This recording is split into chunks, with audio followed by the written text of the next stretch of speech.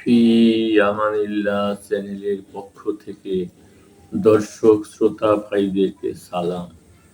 আসসালামু আলাইকুম। আলহামদুলিল্লাহ, আমি ভালো আছি। আপনারা সবাই ভালো থাকুন। ফি আমানিল্লাহ।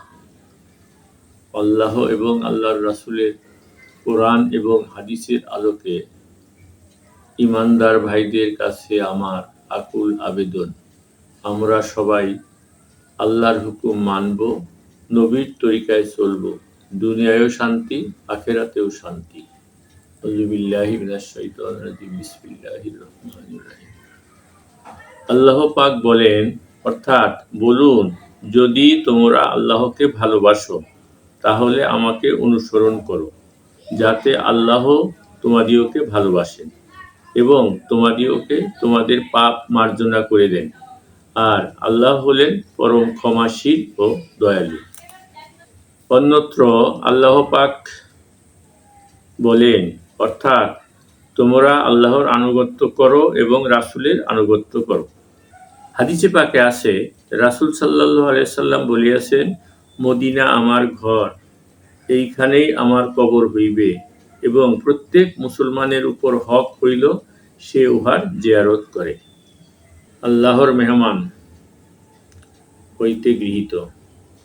তোমারই শানে হে প্রাণের রাসূল, মনের আকুতি যে আমার, হাবিবে খোদা তুমি, উম্মতের কান্ডারি তুমি,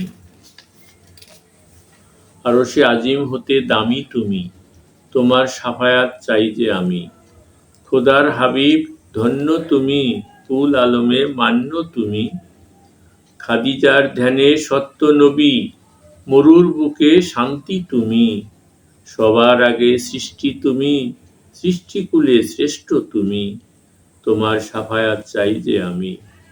তোমার শানে কুল কায়নাত সকল সৃষ্টি, ত্রিভুবনে সবার চেয়ে তুমি দামি, দোজাহানের মুক্তিকামী, তোমার শাফায়াত চাই যে আমি।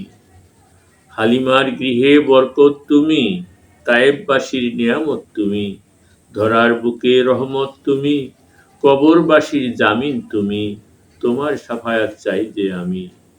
বিশ্বভুবনের কান্ডারি তুমি, আরব জাহানে আলামিন তুমি, আধার পথে উম্মতের আলোর দিশারি তুমি, তোমার শাফায়াত চাই যে আমি। জীবন মরণে উম্মতের কল্যাণে তুমি, হাউজে কাউসারের মালিক তুমি, ময়দানে হাসরে সুপারিশকারী তুমি, তোমার শাফায়াত চাই যে আমি।